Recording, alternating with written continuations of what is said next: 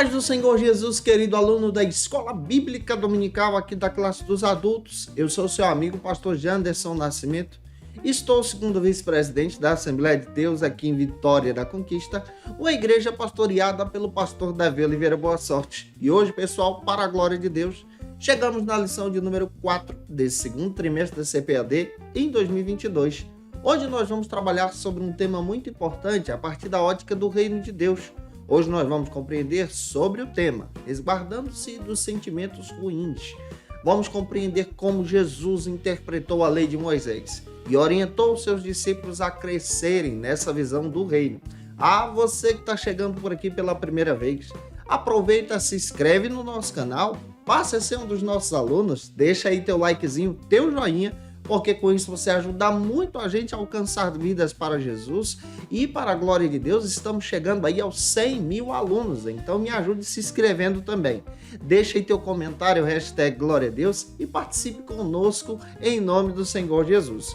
Eu estou comentando as lições de adultos, jovens, juvenis, discipulado, adolescentes, vencedores, pré-adolescentes também. Você encontra tudo isso, todas as classes, no link na descrição desse vídeo. Fica à vontade para navegar e aprender ainda mais da palavra de Deus. Se você é professor dessa classe, a classe dos adultos, nós temos um material sensacional para poder te ajudar a poupar o teu tempo, para preparar a tua aula.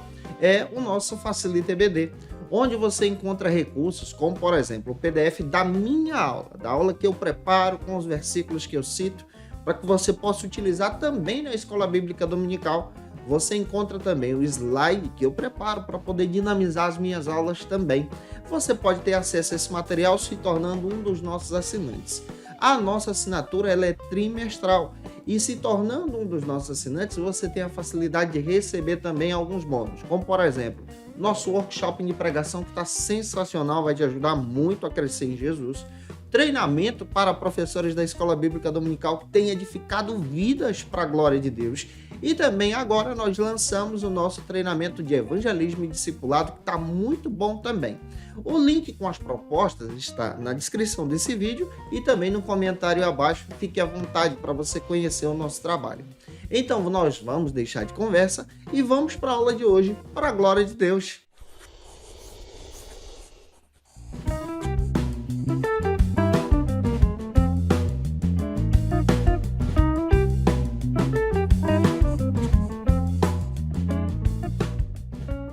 Hoje nós chegamos na lição de número 4 deste segundo trimestre da CPAD em 2022.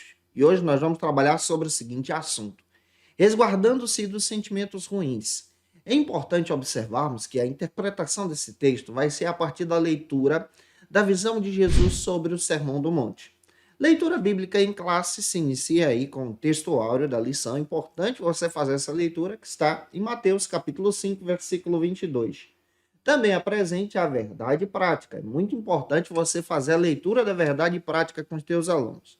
Leitura bíblica em classe se localiza em Mateus capítulo 5, versículos 21 ao 26. Dica básica: lê esse texto compassadamente com os teus alunos e deixa Deus te usar na Escola Bíblica Dominical da tua igreja, em nome do Senhor Jesus. Para iniciarmos bem a nossa aula, a primeira pergunta que nós precisamos levantar em sala de aula é a pergunta: o que são realmente sentimentos ruins?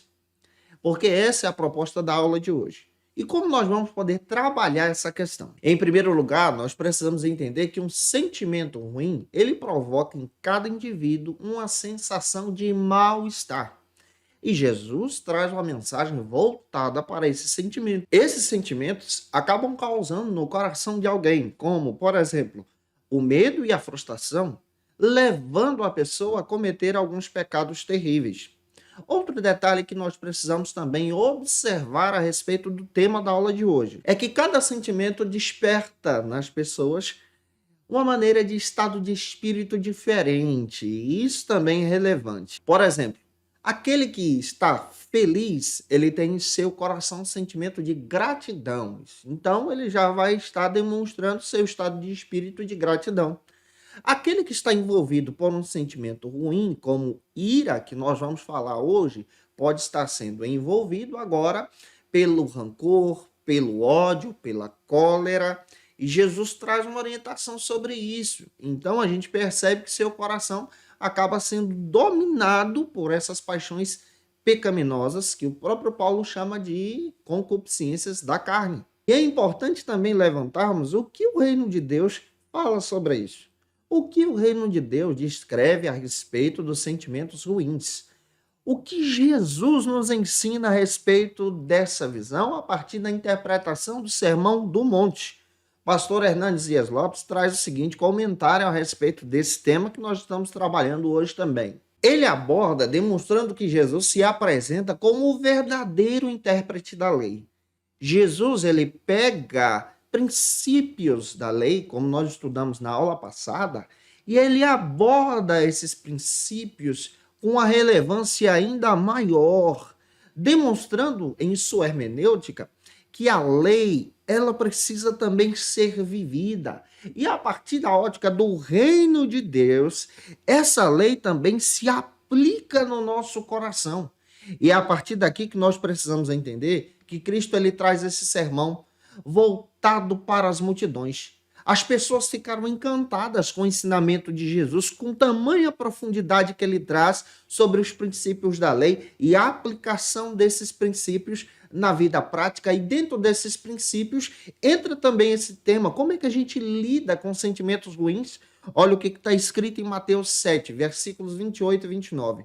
As multidões ficavam encantadas com os ensinamentos de Jesus, por tamanha profundidade, a partir da ótica do reino de Deus. Nós que somos discípulos de Jesus, também precisamos aprender a respeito desses princípios aqui. Jesus ele traz a interpretação sobre temas importantíssimos a partir da lei de Moisés. Que temas são esses? Jesus ele traz a interpretação, por exemplo, sobre o homicídio, lá no capítulo 5, versículos 21 ao 26. Jesus também toca em outro detalhe, como, por exemplo, o adultério, que nós vamos estudar na aula que vem, capítulo 5, versículos 27 ao 30. Jesus também trabalha a respeito do divórcio, presente também no capítulo 5, versículos 31 e 32. Jesus fala a respeito dos juramentos, lá no capítulo 5, versículos 33 agora ao 37. Jesus também traz uma interpretação a respeito da vingança, capítulo 5, versículos agora 38 ao 42, e Jesus fala sobre a essência do reino, que essa essência aponta para o amor ao próximo, capítulo 5, versículos 43 ao 48. Eu acho isso lindo a partir da ótica que Jesus apresenta sobre a interpretação do reino. Warren Wiersbe faz o seguinte comentário. Ele aborda que Jesus demonstra que a lei que Cristo apresenta agora, essa interpretação que Cristo traz, ela precisa estar fixada no nosso coração. Não somente nas atitudes externas, mas no nosso interior. É por isso que Cristo fala que esse sermão que ele ministra, ou seja, essa mensagem a respeito da lei, é muito mais profunda. Ele traz a verdadeira vida para os 10 mandamentos. Pastor Osiel Gomes, que é o comentarista da lição, ele destaca que Cristo, ele colocou em alto valor a pessoa humana, cada indivíduo, apresentando agora os princípios do reino de Deus. E a partir da ótica de hoje, nós vamos compreender a respeito desse cuidado que devemos ter sobre os sentimentos ruins e como nós comportamos-nos, então, como discípulos de Jesus, como crentes. E que Deus em Cristo abençoe você. Eu espero estar te ajudando até aqui. Se eu estou contribuindo contigo, ó, deixa aí teu comentário, participa com a gente, teu likezinho também é muito importante para a gente. Vamos agora para o nosso primeiro ponto da lição, que trata então sobre o seguinte assunto. O evangelho não é antinomista. O que é isso, antinomismo? O antinomismo é uma doutrina ou uma espécie de ensinamento que não tem pauta na visão do reino de Deus. Então nós, como cristãos, não podemos seguir essa linha. É uma linha de pensamento que trabalha o seguinte, que a lei de Moisés, o Antigo Testamento, não tem mais validade.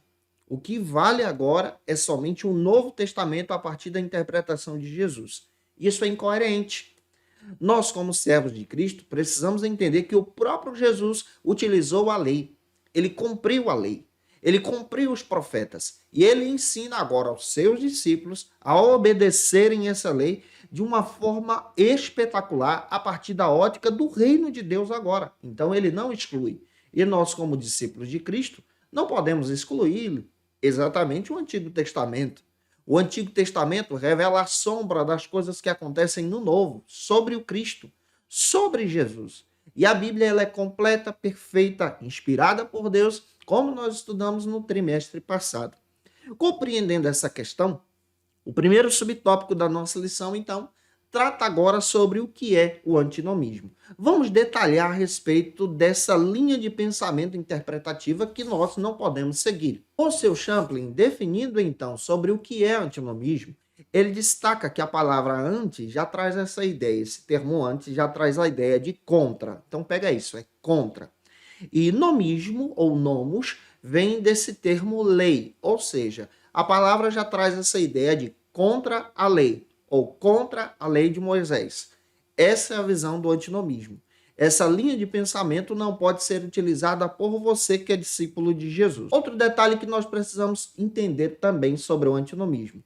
Esse termo ele é utilizado a tudo aquilo que vem sobre a lei de Moisés. Ou seja, esse termo é utilizado para a lei de Moisés. As pessoas descartam a lei, descartam os 10 mandamentos. Não é utilizado, então, essa visão do Antigo Testamento, destacando que é contra a lei. Essa visão dessa interpretação aqui. Essa palavra, antinomismo, usualmente também pode ser traduzida, em outros termos teológicos, como paradoxo, contradição. Então você já vê uma contradição. A pessoa exclui o Antigo Testamento e quer ficar só com o Novo, sendo que o Antigo Testamento, a lei aponta para Jesus que está no Novo. Isso aqui é uma contradição. E nós não podemos trabalhar essa linha de interpretação. O pastor Osiel Gomes, ele traz para a gente, como comentarista da lição, a seguinte interpretação sobre isso. Comentando que os antinomistas defendem que a lei de Moisés ela não tem origem no Deus Pai. Observe, a lei de Moisés, nessa linha de interpretação, não tem origem na própria visão, na autoridade do Deus Pai. Então, a lei de Moisés, nessa visão interpretativa, é coisa dos homens. Aqui já cai por terra essa linha de pensamento, porque nós, como crentes pentecostais assembleanos, nós defendemos que toda a Bíblia é palavra de Deus. Toda a Bíblia é mensagem de Deus. Essa linha de pensamento que destaca que somente algumas passagens são e outras não, é uma linha herética conhecida como linha de pensamento liberal. Nós não trabalhamos isso aqui. Nós acreditamos muito bem que a palavra de Deus ela é completa. Então, o antinomismo ele acaba rejeitando a lei de Moisés. E essa linha de pensamento não se encaixa, então, na nossa interpretação.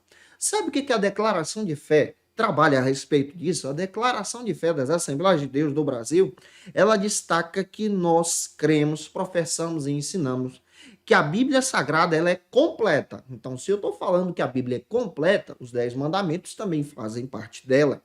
Como palavra de Deus, ela é a única revelação de fé escrita por Deus, dada através do Espírito Santo para a humanidade. Então, a Bíblia para a gente é bússola. Outra coisa que você percebe, a Bíblia Sagrada, ela é a única regra de fé e prática inerrante. Então, na Bíblia você não encontra erros. Ela é completa, guarda isso. Toda a Bíblia é completa. Nós estudamos isso aqui, só estou relembrando para você. Então, eu estou dizendo para você que os 10 mandamentos fazem parte da Bíblia, são parte da revelação de Deus. Então, a Bíblia ela é completa, ela é infalível e ela é palavra de Deus. Então, se nós excluirmos os 10 mandamentos, se excluirmos, então, a lei de Moisés, como os antinomistas estão fazendo, nós, então, entramos na contradição, entramos no erro de dizer que a Bíblia não é palavra de Deus. Nós precisamos também levantar algumas considerações importantíssimas sobre a necessidade e autoridade da lei. Que considerações são essas? A primeira consideração que precisamos levantar é que a revelação bíblica ela é progressiva. Ou seja, Deus revelou a lei a Moisés. E essa revelação da lei ela traz uma orientação para o povo e ela aponta para Cristo.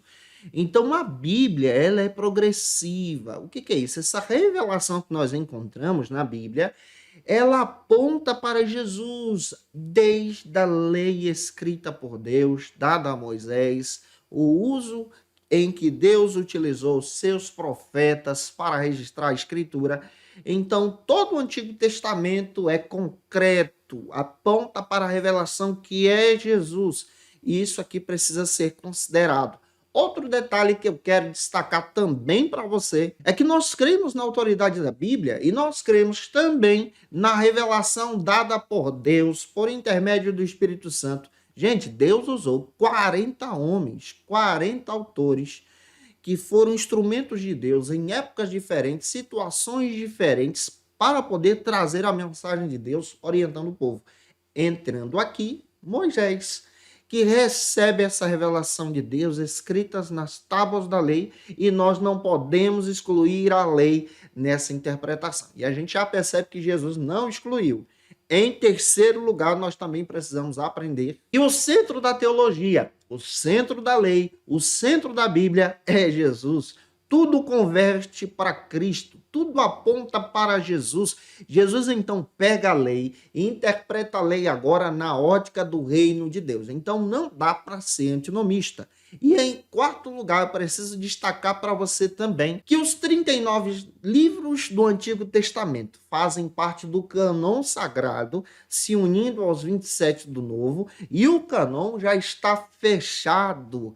Esse cânon passou por um crivo, passou por uma autoridade. Esse cânon foi experienciado pela Igreja de Deus. Então, aqui nós percebemos a relevância, então, de toda a Bíblia Sagrada, especialmente do Antigo Testamento. Então, nós, crentes pentecostais de Jesus, que dá glória a Deus, que diz aleluia, nós também consideramos os 10 mandamentos.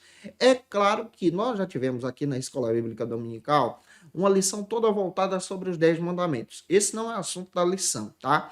Os 10 mandamentos também apresentam para a gente a respeito das leis civis, a respeito das leis de adoração e leis também morais, leis cerimoniais também. Só que isso não é o assunto da aula de hoje. A aula de hoje está trabalhando que nós precisamos considerar a autoridade desses mandamentos. Então, tem autoridade. Avançando, já te ajudando, se eu estou. Vamos agora para o segundo subtópico, que trata sobre o seguinte assunto: a lei e o evangelho. Como a lei e o evangelho são trabalhados juntos, ou são trabalhadas de forma unidas aqui? Vamos entender isso. Pastor Osiel Gomes sabiamente chega a dizer que Jesus ele deu autoridade à lei e ele interpretou essa lei, demonstrando que essa lei é palavra de Deus e ela tem uma essência.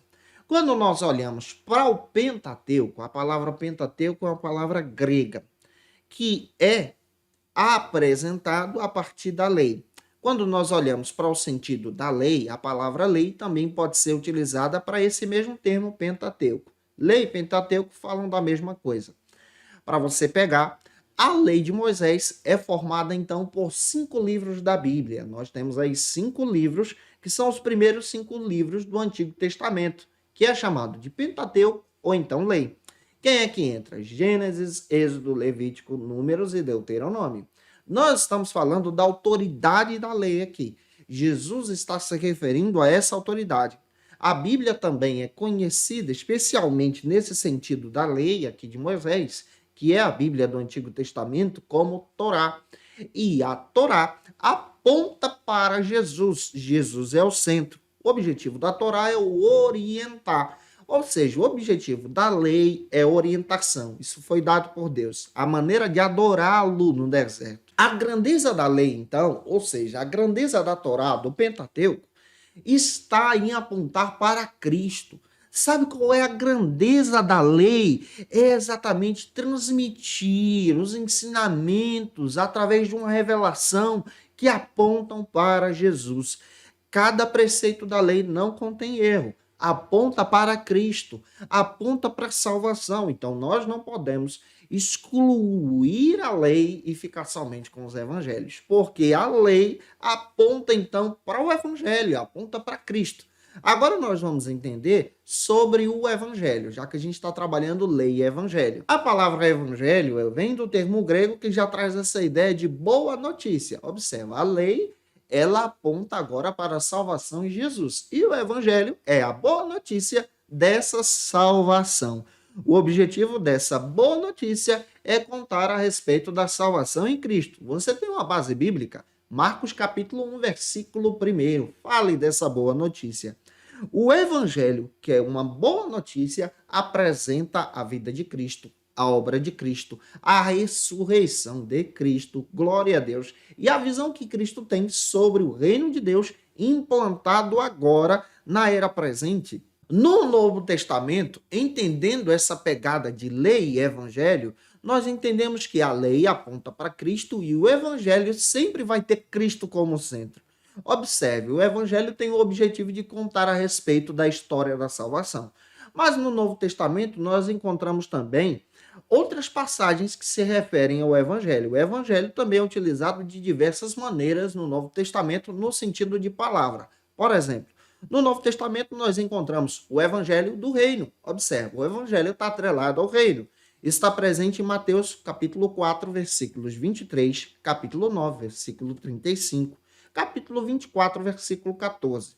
No Novo Testamento, nós vamos encontrar agora esse evangelho sendo citado como o evangelho de Jesus Cristo. Então, ele está apontando para Jesus, ele é de Jesus. Marcos capítulo 1, versículo 1, Romanos capítulo 15, versículo 19, 1 aos Coríntios capítulo 9, versículo 12, 2 aos Coríntios capítulo 2, versículo 12. O evangelho no Novo Testamento também é conhecido como o evangelho de Deus. Olha, se você for comparar, a lei é conhecida como lei de Deus. E no Novo Testamento o evangelho é conhecido como o evangelho de Deus.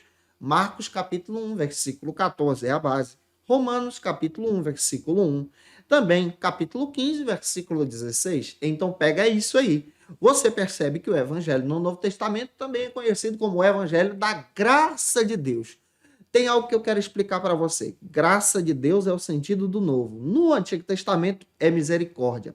Misericórdia já traz esse olhar. Um olhar para o miserável com amor. Ou um olhar para aquele que está em miséria. A graça também traz esse sentido. Deus nos amou, olhou para você com amor. E o Evangelho traz essa revelação. O Evangelho que apresenta exatamente essa visão de ser Evangelho da graça de Deus. Atos capítulo 20, versículos 24. O evangelho também é conhecido como o evangelho do seu filho, ou seja, o evangelho de Jesus, Romanos capítulo 1, versículo 9. O evangelho também é conhecido como o evangelho da glória de Cristo, presente em 2 Coríntios capítulo 4, versículo 4. O evangelho também é conhecido como o evangelho da vossa ou nossa salvação, aponta para a nossa salvação, converge para a nossa salvação, Efésios 1, 13. O evangelho também é conhecido como o evangelho da paz, presente em Efésios 6,15. E o evangelho também é conhecido como o evangelho eterno, presente em Apocalipse capítulo 14, versículo 6. Então, olha para a Bíblia. Você percebe que a lei aponta para a misericórdia, aponta para Jesus, a lei é de Deus, o evangelho é de Deus, o evangelho fala da graça. Então você percebe que tanto a lei como o evangelho, tanto o Pentateuco como o evangelho, tanto o Antigo Testamento como o Novo, está unido e aponta para Jesus e descreve os valores do reino de Deus. Gente, que Deus use você como boca de Deus para falar do evangelho, para falar da lei, na escola bíblica dominical, em nome de Jesus aí da tua igreja, que o povo seja impactado para a glória de Deus. O terceiro subtópico agora trata sobre outro assunto muito relevante, o legalismo versus o antinomismo. Pastor Osiel Gomes, ele traz a seguinte abordagem, que nós, como cristãos, precisamos entender, então, a definição do antinomismo e também do legalismo. Vamos trazer essa definição para você. Primeiro, o legalismo, ele é um estilo de vida que leva as pessoas a aceitarem, então, o cumprimento, ou seja, a vida dessa lei, a pessoa passa a viver somente a lei e os escritos para obter a salvação. Isso aqui é um erro. Observe. A salvação é obtida pela fé. Se você passa a cumprir somente os preceitos da lei com o objetivo de ser salvo, aqui você comete um equívoco. Observe isso. A lei, ela não salva. O legalismo, ele não salva. A lei aponta para Jesus. Esse é o sentido. Tem muita gente que é legalista e está atrelando isso à salvação, mas isso é um erro. A salvação é a fé somente em Cristo. Então a gente precisa tomar cuidado com o legalismo. Segundo, o antinomismo, como a gente acabou de perceber, é exatamente a negação agora da lei de Moisés, a negação do Antigo Testamento. Então o Antigo Testamento não é relevante aqui para os antinomistas, somente o Novo. Então observe, são dois cuidados que nós precisamos ter. O de não sermos legalistas para obter a salvação e o de não negarmos, então, a validade do Antigo Testamento, a validade da lei de Moisés. Quando você pega, por exemplo, os escritores do Novo Testamento, assim como do Antigo, eles reconhecem a obra de Cristo, a obra de Jesus. De que maneira? Por exemplo, a história da redenção narra sobre essa obra de Cristo, Oséias 11:1. Se você comparar também, você pode pegar agora Mateus 2:15. Você percebe exatamente o Antigo Testamento se encaixando com o Novo. A lei e os profetas apontam sempre para Jesus. Ele é o cumprimento dessa lei dos profetas no Novo Testamento. Então não dá para excluir. Lucas capítulo 24, versículos 26, 27 e 44. Então, quando Jesus passa a abordar a respeito da lei, ele aborda que nós em Cristo não podemos violar então os mandamentos. Isso está presente em Mateus 5,19. Então, quem é servo de Jesus não pode violar os mandamentos. Não dá para excluir os mandamentos. E por isso que, como cristãos, precisamos ter a visão clara sobre as coisas do reino de Deus.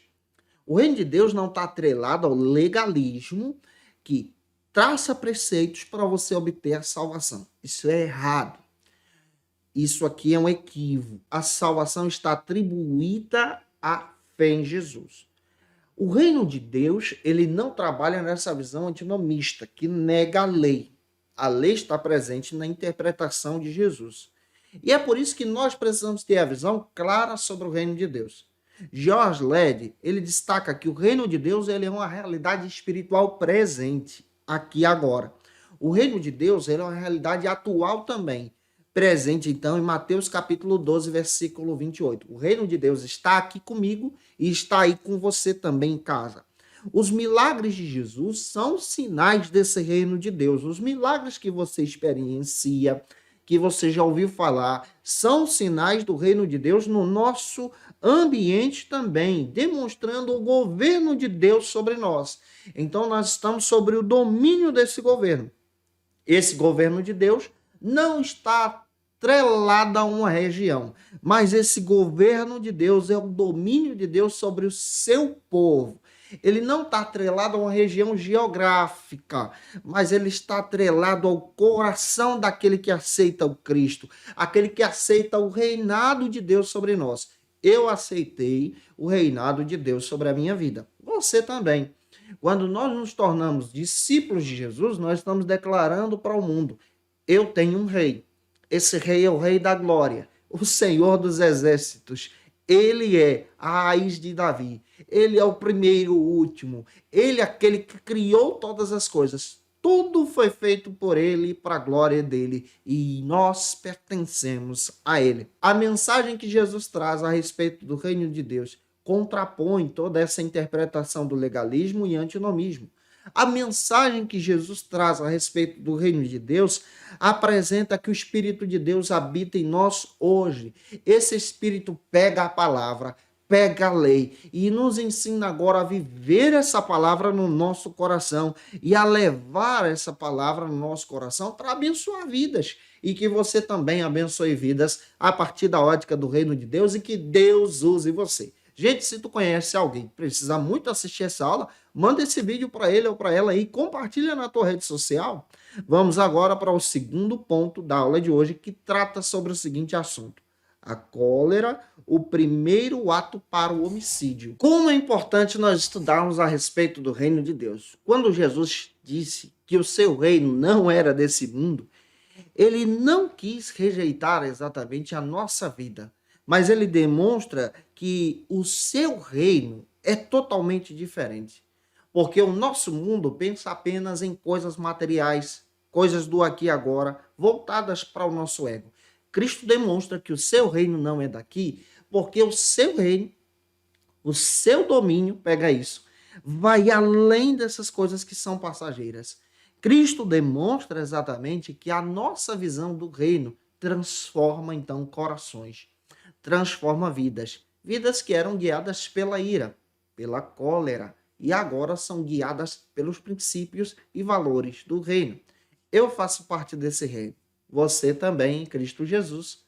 Vamos compreender isso, interpretando direitinho aqui a nossa lição de hoje? O primeiro subtópico do segundo ponto trata agora sobre o seguinte assunto: Jesus e o sexto mandamento. Pastor Osiel Gomes sabiamente traz a seguinte aplicação, que Jesus ele não violou o sexto mandamento.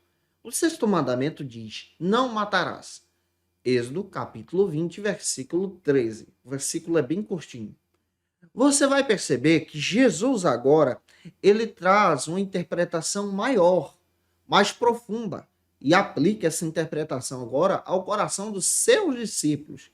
Ele vai além, ele aplica essa interpretação de não matar a ira, a cólera.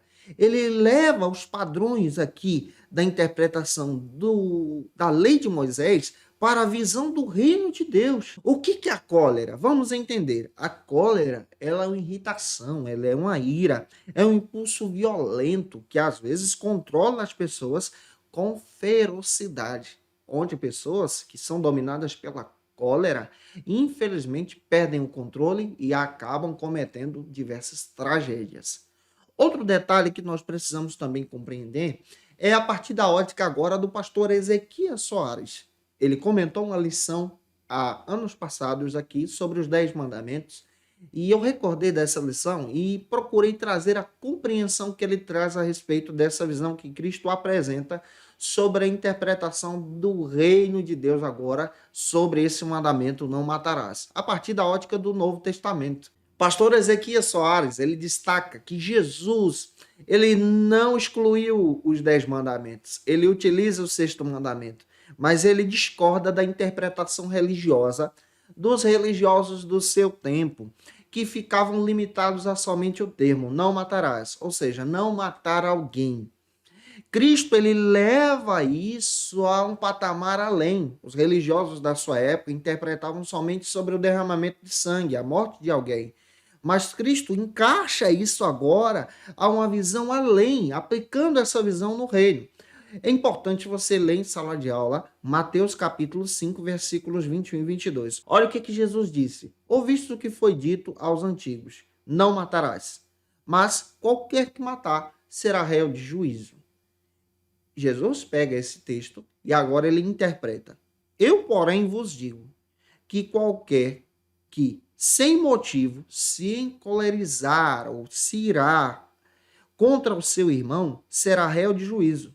Qualquer que disser ao seu irmão raca, que era uma espécie de palavrão, xingamento da época, será réu do sinédrio. E quaisquer que disser ao seu irmão louco, será réu do fogo do inferno. Observe o que Jesus faz. Ele pega a interpretação da lei e leva a um patamar além. A visão do reino vai além. Ela muda você de dentro para fora. Jesus, ele traz uma aplicação profunda sobre a visão da ira agora, da cólera.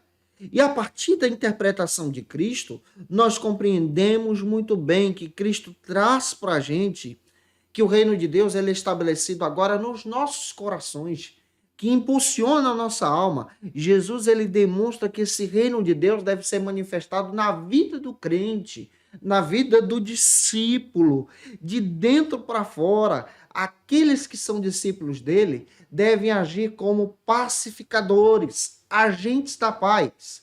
E olha o que ele diz: bem-aventurados são os pacificadores, porque eles serão conhecidos como filhos de Deus. É importante você observar também o que a Bíblia traz para a gente. Romanos, capítulo 14, versículo 17, diz o seguinte: pois o reino de Deus não é comida nem bebida, mas é justiça, é paz, é alegria no Espírito. Observa, o Paulo lá na frente está dizendo a mesma coisa, que o reino de Deus traz uma interpretação maior, que a aplicação do reino modifica a nossa linha de pensamento, a nossa cosmovisão. Nós vivemos então para a glória de Cristo e que você também viva para a glória de Cristo. Vamos definir isso com você. O segundo subtópico agora trata sobre a cólera no contexto bíblico, ou seja, a ira no contexto bíblico. Está escrito em Gálatas capítulo 5, versículos 19 a 21. É importante você ler essa passagem. Faça a leitura desse texto. Olha o que diz. Ora, as obras da carne são manifestas. De que maneira? Através da imoralidade sexual, da impureza, libertinagem, idolatria, feitiçaria. Entra aqui agora ódio, discórdia, ciúmes, ira. A ira é vista como obra da carne aqui. Egoísmo, dissensões, facções, inveja, embriaguez, orgias e coisas semelhantes a essas. Eu lhes advirto, como já adverti antes, aqueles que praticam essas coisas não herdarão o reino de Deus. Paulo traz um ensinamento profundo a respeito desse tema, trazendo também essa ótica aqui sobre as obras da carne. Você percebe que já que a gente está trabalhando sobre a cólera no sentido bíblico, a ira no sentido bíblico, Paulo diz que ira faz parte então da obra da carne. Quem é dominado por ela não entra no reino. Pastor Osiel Gomes, ele já traz agora um destaque bem interessante. Ele destaca que a ira ela faz parte de um sentimento humano. Até o próprio Jesus se irou. João capítulo 2, versículos 13 a 17, traz isso para a gente. Agora, o perigo está quando você é dominado por esse sentimento, quando você é dominado pela ira e perde o controle. Esse é o perigo. Outro detalhe que você percebe. Paulo também traz uma orientação bíblica sobre esse sentimento. Sabe o que Paulo diz aos irmãos de Éfeso? Lá em Éfeso capítulo 4, ou Efésios capítulo 4, versículo 26. Irai-vos, mas não pequeis. Não se ponha o sol sobre a vossa ira. Isso é o que Paulo ensina aos irmãos da igreja de Éfeso. Nessa passagem, Paulo está dizendo que nós não estamos livres de passarmos por situações de ira, de ficarmos com raiva diante de algum problema, diante de alguma situação, mas ele orienta que a ira não pode se pôr em nosso coração, a ira não pode se estabelecer em nós. Daí ele fala sobre a pressa de não se deixar ser dominado por esse sentimento e estar em paz com Deus. Outro detalhe que nós percebemos biblicamente falando também sobre esse tema ira. A ira não deve ser posta no nosso coração, porque a partir do momento que somos dominados pela ira, nós então somos levados a cometer diversos pecados e até tragédias. Observe ainda algumas passagens bíblicas, já que a gente está falando sobre a cólera ou a ira no contexto bíblico. Nós vamos encontrar diversas passagens bíblicas que trazem essa prevenção para o cristão. Primeiro, olha o que está escrito em Efésios capítulo 4, 31. Livre-se de toda amargura, indignação e ira, gritaria, calúnia, bem como toda a maldade. Paulo ele aconselha como pastor a gente se livrar dessas coisas no nosso coração. Provérbios agora, capítulo 29, versículo 22, diz o seguinte: o homem irado provoca brigas. Olha o que o escritor Provérbios diz. E o de gênio violento comete muitos pecados. Olha o que está escrito em Provérbios, capítulo 14, versículo 17. A pessoa que se ira muito rapidamente faz loucuras. E o homem que vive tramando ciladas, esse é odiado. Então nós percebemos dentro do contexto bíblico que ser dominado pela ira não é algo bom. Portanto, em Cristo agora nós devemos ser dominados pelo controle do Espírito Santo, pelo domínio do Espírito Santo, pelo domínio próprio. E olha o que a Bíblia diz para aqueles que são dominados por Cristo na visão do reino de Deus. Provérbios agora 15:1. A resposta calma desvia a fúria, mas a palavra ríspida, grosseira, desperta a ira. Olha o que está escrito agora em Provérbios 26:4. Não responda ao insensato com igual insensatez. Do contrário, você então se igualará a ele. Bem-aventurados são os pacificadores, porque eles serão chamados filhos de Deus. Essa é a ação daquele que serve a Deus. Mateus 5:9. Então nós percebemos pela Bíblia que nós não devemos, como cristãos, ser dominados pela ira. Já avançando, ajudando você, terceiro subtópico agora, trata sobre o valor da pessoa humana. Pastor Osiel Gomes, com essa interpretação a respeito da visão do reino sobre Jesus, ele destaca que Jesus ensinou seus discípulos a valorizarem o próximo, ou seja, ele traz um valor profundo sobre a pessoa humana.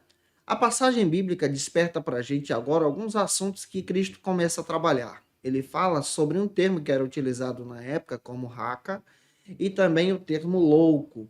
Jesus ele passa a destacar agora que a visão do reino na interpretação de não matar vai além disso.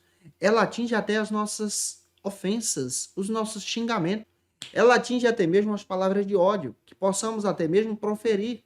A visão do reino muda agora a nossa concepção de vida, destacando então que nós devemos servir a Cristo. Quando você percebe então a interpretação bíblica, você vai descobrir que a palavra raca, que é citada por Jesus agora, ela traz o possível significado como tolo ou louco. Raca era uma palavra aramaica, que é citada por Jesus em Mateus capítulo 5, versículo 22. Isso era um insulto da época. Então, Cristo está ensinando aos discípulos que quem é discípulo dele, quem é servo dele, quem está ligado nele, não usa insultos no seu palavreado, não usa xingamentos, não usa palavras torpes, porque ele agora dá testemunho de Cristo. Cristo ele está explicando a lei e ele está demonstrando que os padrões do reino são maiores. O crente é diferente, o linguajar do crente é diferente, a maneira de caminhar do crente, de se vestir é diferente também, porque ele dá testemunho para a glória de Deus. Cristo, então, ele demonstra que ele veio para cumprir a lei. Mateus, capítulo 5, versículos 17 a 18, confirmam isso. Mas Cristo nos ensina que não basta apenas cumprir a lei, mas viver a lei. Ele vive essa lei agora em seu coração e ele ensina aos próprios discípulos a agirem assim. Cristo, ele traz nesse contexto exatamente que nós não devemos machucar as pessoas com as nossas palavras.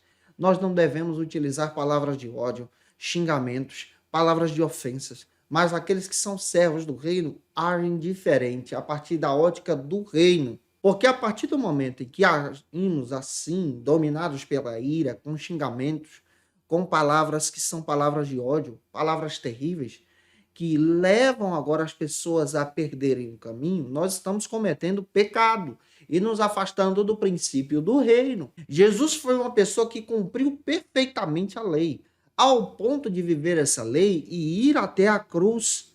A lei agora é interpretada por Cristo para que possamos entender que ele cumpriu todo o princípio da lei, morrendo por nossos pecados, nos dando agora uma nova oportunidade. Portanto, aquele que é discípulo de Jesus, ele aprende que a salvação em Cristo vai muito além, porque ela agora ensina para a gente que quando nós aceitamos a Jesus como nosso Salvador, nós deixamos o Cristo agora trabalhar no nosso coração. É por isso que o crente é diferente, não é esse linguajar torpe do mundo. O crente agora ele é levado por o amor ao próximo, ele traz agora uma responsabilidade para si de respeitar o outro. O crente é educado, o crente é dominado por Jesus, o crente dá testemunho do reino, o crente ama o próximo, o discípulo de Jesus fala para a glória de Deus. Então, nosso comportamento também deve revelar o reino. Avançando, espero estar ajudando você. Terceiro ponto agora trata sobre a oferta do altar e a desavença. Agora nós vamos tratar sobre outro assunto delicado, que o reino de Deus traz uma nova perspectiva. Primeiro, o reino de Deus está próximo de nós, está aqui. Todos aqueles que aceitam a Jesus como seu Salvador têm um lugar no reino de Jesus. Você tem um lugar no reino. Nós que estamos em Cristo, se nós morrermos, nós já pertencemos a esse reino.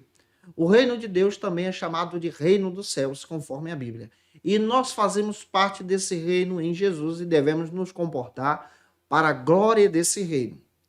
O primeiro subtópico agora, terceiro ponto, trata sobre a oferta do altar. É importante você observar agora a passagem bíblica de Mateus capítulo 5, versículos 23 e 24. Lê esse texto com os teus alunos. Olha o que Jesus ensina. Assim sendo, se trouxeres a tua oferta ao altar e te lembrares de que teu irmão tem alguma coisa contra ti, deixa ali mesmo diante do altar a tua oferta. E primeiro vai reconciliar-te com o teu irmão e depois volta e apresenta a tua oferta. Gente, que interpretação forte é essa que Jesus traz? Observe a rejeição da oferta, a rejeição da adoração. Quando nós estamos em pecado, agindo de forma má contra o outro, quando nós temos uma desavença contra o nosso irmão, você não pode adorar, você não pode ofertar. A oferta é rejeitada, a adoração é rejeitada, porque você precisa consertar primeiro aqui na horizontal, para você ter um relacionamento com Deus na vertical. Não dá para ter um relacionamento com Deus na vertical se estamos com problemas na horizontal. É por isso que Jesus nos traz uma revelação profunda sobre o reino. Você precisa viver o que prega. Não dá para você ministrar um louvor, pregar uma mensagem, se você não está bem, está intrigado com alguém. Não dá para reger um hino se você não está bem na tua comunidade da fé. Conserta a casa, arrume isso aí e deixa Deus trabalhar em você. Pastor Hernandes Dias Lopes traz a seguinte interpretação a respeito desse texto. Eu achei muito legal e eu quero trazer essa colocação para você. Pastor Hernandes Dias Lopes destaca para a gente que Jesus ele traz agora uma interpretação tão linda sobre essa questão da vida com Deus agora nessa visão do reino, mas ele destaca também dois princípios sobre a adoração. Ele apresenta que a adoração que Deus aceita é uma adoração perfeita. Ou seja, em duas visões aqui, nós vamos entender nesse versículo que Cristo nos ensina sobre a necessidade da nossa vida religiosa, quando nós estivermos ofertando no altar, a tua vida religiosa com Deus precisa estar bem, e a necessidade também de nós termos essa visão sobre a nossa vida social, comercial. Eu não posso, por exemplo, estar intrigado com o meu irmão, tendo um problema com o meu irmão e não resolvendo esse problema, está diante do altar de Deus. Como nós podemos entender? Quando Cristo fala sobre a oferta agradável a Deus, ele está falando sobre adoração. E aqui nós aprendemos outro princípio. O que interessa para Deus não é a oferta, mas é o adorador. O que interessa para Deus não é aquilo que é apresentado no altar, mas é o coração daquele que adora. Aquele que adora precisa estar em paz, reconciliado com Cristo e com o próximo também. O que importa para Deus não é aquilo que eu ofereço, mas é aquilo que está em mim, diante de Cristo. Ele só recebe aquilo que eu ofereço em gratidão se você está bem. Então, em primeiro lugar, a vida com Deus precede a tua oferta. Vida com Deus é necessária. Se você vai diante do altar ofertar a Deus um louvor, uma oferta de gratidão, uma ministração, você precisa estar em plena comunhão, em adoração, com Deus e com o teu próximo também. O segundo princípio também nos mostra que Cristo toca em outro assunto, das desavenças sociais e comerciais que existiam naquele tempo. As pessoas tinham muito isso e também tem hoje. Então, Cristo demonstra que é necessário resolver esse problema antes que chegue aos tribunais, com rapidez. Resolva com o teu próximo antes que vá para o juízo, para que haja paz. Então, o que Cristo está nos ensinando aqui? Cristo está nos ensinando que nós devemos agir com rapidez para resolver a nossa vida, buscar o perdão, para estarmos diante do altar de Deus e termos paz nesse reino. Que Deus use você interpretando isso para os teus alunos.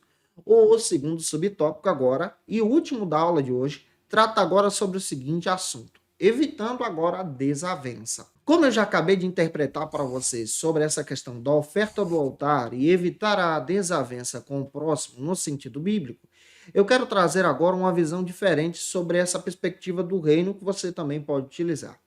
Aquele que é discípulo de Cristo, ele precisa testemunhar que a sua vida foi transformada por Jesus. Nós não estamos livres de nos irarmos, de termos uma desavença. Mas se porventura acontecer de você se irar, de você ter uma desavença com alguém, existem alguns princípios que você precisa conhecer para evitar a briga, evitar a ira. O primeiro princípio é ouvir antes de falar. Você precisa conversar com aquele que você tem um problema e ouvi-lo, antes de apresentar exatamente as tuas respostas, antes de apresentar os teus conceitos. Está escrito em Provérbios, capítulo 18, versículo 13. Quem responde antes de ouvir, comete insensatez e passa vergonha. Nós também precisamos aprender outro princípio aqui, se nós queremos resolver as nossas desavenças. Precisamos responder com calma. É necessário responder com calma. Olha o que está escrito em Provérbios, capítulo 15, versículo 1. A resposta calma desvia então a fúria.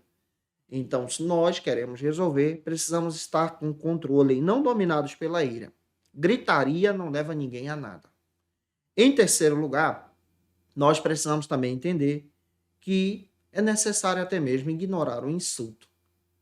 Para resolver um problema com alguém, você não está livre de ser insultado, mas você pode deixar o insulto de lado, ignorá-lo como servo de Cristo. Isso está escrito em Provérbios 12, versículo 16. O insensato revela de imediato o seu aborrecimento, mas o homem prudente, aquele que é prudente, ignora o insulto. O quarto princípio que eu quero destacar também para você é que para resolver um problema, você não pode retrucar.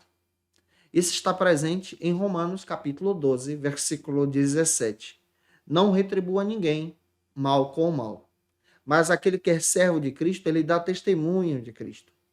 Em quinto lugar, nós também precisamos aprender a tratar as pessoas com respeito. Provérbios 11, 12 está escrito assim: o homem que não tem juízo ridiculariza o seu próximo, mas o que tem entendimento refreia a sua língua. Ele respeita o próximo. Então, respeite o próximo.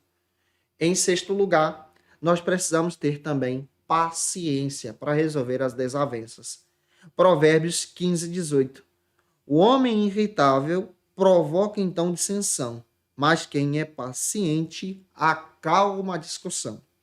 E, em último lugar, nós precisamos aprender a perdoar. O princípio do perdão é necessário aqui. Colossenses capítulo 3, versículo 13. Suportem, então, uns aos outros. Perdoem as queixas. Esse é o ensinamento do apóstolo Paulo. Eu espero ter te ajudado hoje em sala de aula, que essa palavra possa ter edificado você. Se eu te ajudei, se essa aula edificou a tua vida, ou tira uma foto, marca a gente no Instagram, segue a gente na nossa rede social também, acompanha nosso ministério pastoral, vou ficar feliz em te ver por lá, tá muito alegre em te receber. Se você puder postar e marcar a gente, eu vou repostar também com muita alegria. Que Deus em Cristo abençoe você. Você que está afastado de Jesus, que ainda não é crente, quer aceitar o Senhor como Salvador, a hora é agora. Você pode se tornar um discípulo de Cristo. Olha, escrevendo um comentário abaixo, eu quero aceitar Jesus como meu Salvador. Ou então utilizando o teu celular com leitor de QR Code. Isso vai te ajudar muito. Nós vamos orar por você em Cristo Jesus. Faça isso, preencha o cadastro. Nós vamos interceder por você. Eu quero indicar para vocês alguns textos que vão edificar você em Jesus. Primeiro texto é esse aqui do pastor Osiel Gomes. Você precisa ter esse material em mãos como dica de leitura para esse trimestre. Está disponível no site da editora CPAD. Você pode entrar lá, comprar o seu e adquirir esse material. Vale muito a pena, tá bom? Como dica de leitura também, você vai achar na CPAD esse material do Ezequiel Soares, os 10 mandamentos. Esse material faz parte de uma lição que foi comentada aqui anos passados, mas vale muito a pena você ter esse recurso em mãos. No site da editora CPAD você também encontra esse material. Outro texto que eu quero indicar, esse é da editora Shed agora, o Evangelho do Reino. Esse material é sensacional para poder te ajudar em Jesus a compreender a ótica do Reino de Deus. Gente, eu espero ter edificado você hoje em sala de aula. Eu te aguardo por aqui na lição de número 5, onde nós vamos trabalhar sobre o seguinte assunto: casamento é para sempre. Vamos compreender a respeito desse tema, divórcio, adultério. Você não pode perder, tá? Que Deus te abençoe. Até a próxima aula, se Deus quiser. E você que é professor ou aluno da Escola Bíblica Dominical, quer se preparar para ministrar uma aula de excelência na EBD da sua igreja? Inscreva-se no canal do YouTube do pastor Janderson Nascimento, onde você vai encontrar aulas, subsídios e recursos das lições bíblicas da Escola Dominical. Acesse já as plataformas digitais para ampliar os teus conhecimentos sobre a Palavra de Deus. YouTube, Janderson Nascimento. Instagram, @Janderson Nascimento. @FacilitaEBD. facilitaebd.com.br. Conheça o Facilita EBD. Acesse já facilitaebd.com.br. Uma plataforma exclusiva para você que deseja aprimorar e dinamizar as suas aulas da Escola Dominical. No Facilita EBD você encontra subsídios bíblicos e teológicos para dinamizar as suas ministrações na Escola Dominical, cursos bíblicos para aprimorar e te ajudar na sua leitura completa da Bíblia, treinamento dinâmico para professores e líderes da Escola Dominical. Tá esperando o quê para ser um dos nossos alunos? Vem pro Facilita EBD e torne-se um dos nossos assinantes. Acesse já facilitaebd.com.br.